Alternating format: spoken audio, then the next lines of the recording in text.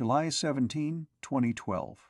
A Senate hearing room in Washington. Senator Carl Levin drops a 335-page report on the table and stares at the executives from HSBC. For the next 5 hours, he will detail how the fifth largest bank in the world widened its teller windows to accommodate boxes of drug money, stripped wire transfers to hide transactions with Iran, and processed at least $881 million for the Sinaloa cartel. Not one executive will go to prison. The bank paid a fine equal to 5 weeks of profit and kept operating. This is how you become a cartel's bank and walk away free. HSBC is not a scrappy regional player. It is one of the largest financial institutions on earth. Headquartered in London, operating in over 60 countries, managing nearly $3 trillion in assets, the bank's U.S. subsidiary served as a gateway to the American financial system for its global affiliates. When HSBC Mexico deposited dollars, those dollars cleared through HSBC USA into the veins of American commerce. The system was designed for efficiency. It became a pipeline for drug money, terrorist financing, and sanctions evasion on an industrial scale. The mechanics of international banking created the vulnerability. When a foreign bank wants to move dollars, it needs access to the U.S. financial system. Most foreign banks lack that access directly. They work through correspondent banks, American institutions that vouch for the transactions and clear them through U.S. networks. HSBC USA served as the correspondent for HSB Mexico and dozens of other high-risk affiliates. The parent bank in London set the rules. The American subsidiary asked few questions. The money flowed. Mexico was where the flood began. The Sinaloa cartel and its rivals generated billions in cash from cocaine, heroin, and methamphetamine trafficking. That cash was useless until it entered the banking system.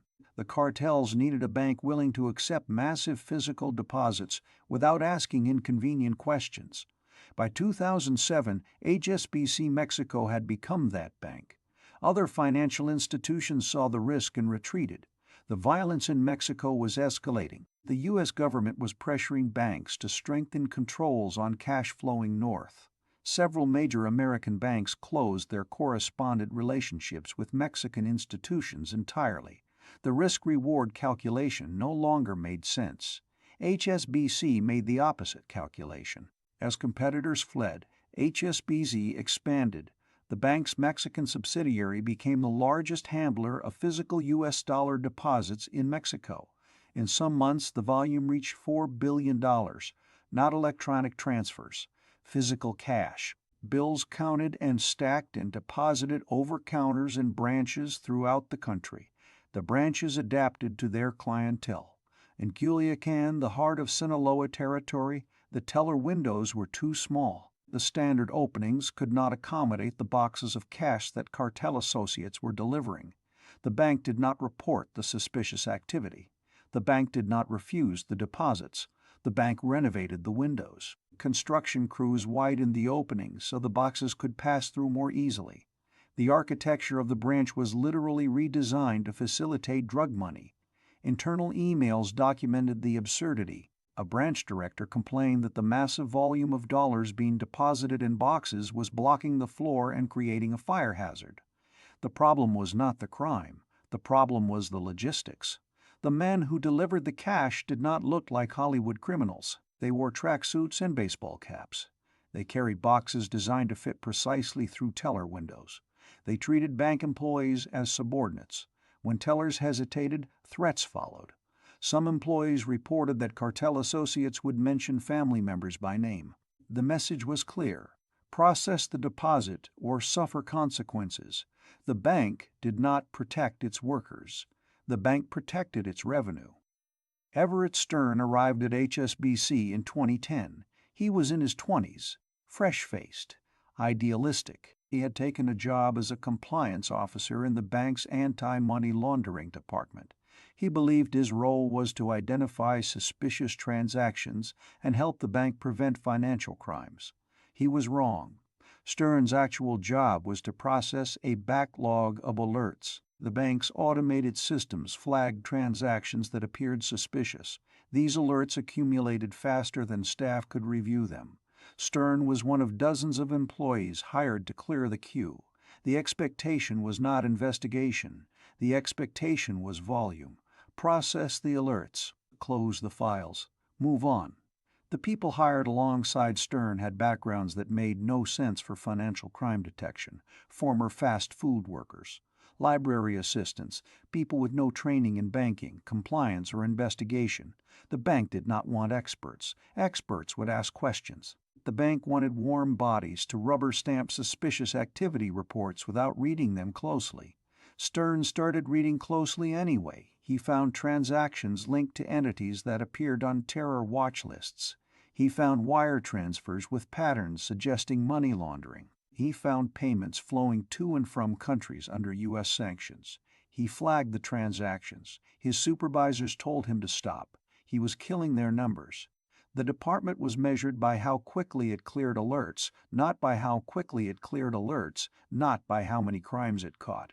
Every flag he raised slowed the process. Stern escalated his concerns. He documented what he found. He reported to higher levels of management. The response was consistent. Stop looking so closely. The bank's anti-money laundering function existed to satisfy regulators, not to prevent money laundering. The compliance department was a Potemkin village designed to create the appearance of controls while the cash kept flowing. The Mexican subsidiary was not the only problem. HSBC also processed transactions for affiliates in jurisdictions that should have triggered immediate scrutiny. The Cayman Islands operation held 50,000 accounts from customers who deposited cash in Mexico and had their funds virtually transferred offshore overnight. The purpose was to hide the money from Mexican regulators. The bank facilitated the concealment. Al-Rajhi Bank presented an even more troubling connection. The Saudi institution had documented links to terrorist financing, including connections to al-Qaeda. HSBC's own internal compliance team identified al-Rajhi as a massive risk. They tried to sever the relationship. The commercial side of the bank overruled them. The fees were too lucrative. The relationship continued. Revenue trumped risk. The Iran sanctions evasion operated through a process called wire stripping. U.S. law prohibited dollar transactions with Iranian entities. When HSBC processed transfers involving Iran, the payment messages contained information that would trigger American filters and block the transactions. The bank's solution was simple: delete the incriminating information before sending the wire to the U.S. Compliance officers in London would review incoming transfers. When they saw references to Iran or Tehran, they would manually edit the payment messages. They would remove the sanctioned country names and replace them with innocuous text. The clean wires would then pass through U.S. systems undetected. The bank processed $19.4 billion in transactions involving Iran using these methods.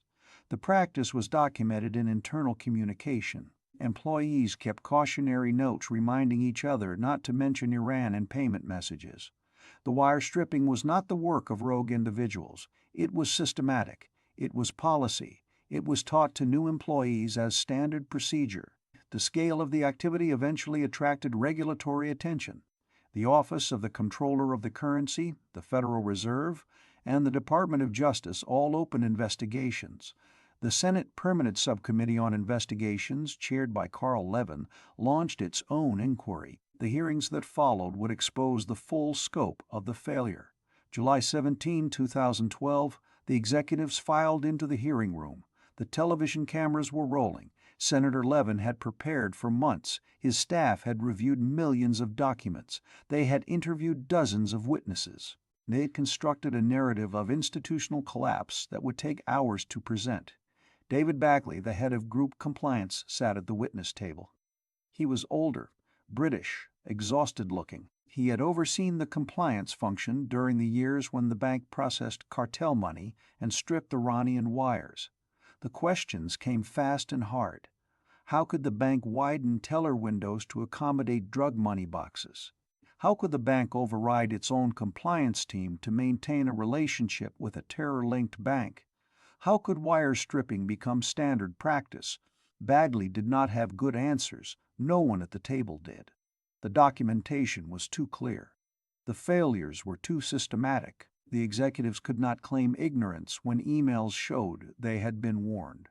They could not claim isolated incidents when the same patterns appeared across multiple countries over multiple years.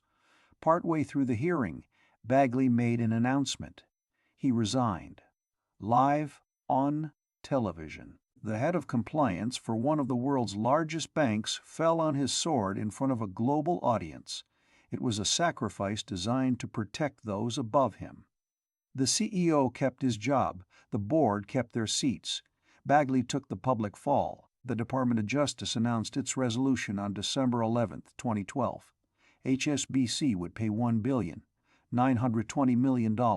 The bank would enter a deferred prosecution agreement, meaning criminal charges would be filed but not pursued if the bank complied with reforms over a 5-year period.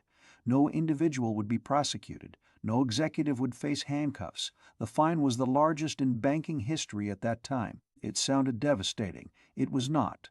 $1.9 billion represented approximately 5 weeks of HSBC's profit. The bank absorbed the penalty without significant operational impact. The stock price barely moved. The institution that had served as a financial gateway for the Sinaloa cartel paid what amounted to a licensing fee and continued doing business. The Department of Justice offered explanations for why no individuals were charged. The complexity of the case, the difficulty of proving criminal intent, the potential collateral consequences of bringing criminal charges against a systemically important financial institution. The bank was too big to jail. Lanny Breuer, the head of the DOJ's criminal division, addressed the decision publicly. He acknowledged that the bank had committed serious violations. He expressed concern about the message sent by declining to prosecute individuals. He proceeded to decline to prosecute individuals anyway. Everett Stern had left the bank by then. His whistleblowing had gone nowhere internally. He contacted federal authorities and provided information about what he had witnessed. The government used his disclosures in building the case. The bank paid its fine. Stern received nothing. He was seen afterward protesting alone outside HSBC branches, holding signs. The image captured the asymmetry perfectly. One young man with a placard against a $3 trillion institution. The institution won. It always wins. The numbers from the final settlement painted the full picture. $881 million in laundered drug proceeds specifically traced to the Sinaloa and Norte del Valle cartels, $19.4 billion in transactions involving Iran, $290 million in travelers' checks cleared for a Japanese bank laundering money for the Russian mafia. The bank had served as a financial services provider for some of the most dangerous criminal organizations on earth. The penalty was a rounding error. The 5-year period of the deferred prosecution agreement passed. The bank made changes. It hired more compliance staff. It implemented new systems. The independent monitor reported progress. In 2017, the agreement expired. The criminal charges were dismissed. HSBC emerged from the process with no criminal conviction. The executives who presided over the violations had retired with their pensions intact. The message to the banking industry was clear. The downside of facilitating drug trafficking and sanctions evasion was a fine calculated as a percentage of revenue. The institution would survive. The individuals would not be touched. The cost of compliance might exceed the cost of violation. The math encouraged risk. Mexican drug cartels continue to generate billions in cash that needs laundering. The Sinaloa cartel survived the death of El Chapo and remains one of the most powerful criminal organizations in the world. The drugs flow north. The money flows somewhere. It finds banks willing to take it. The windows, presumably, have been widened. $881 million in cartel money, $1,920 million in fines, 0 executives in prison. The bank that laundered drug money and stripped wires for terrorists paid 5 weeks of profit and walked away. The teller windows in Culiacan were just big enough. They always are.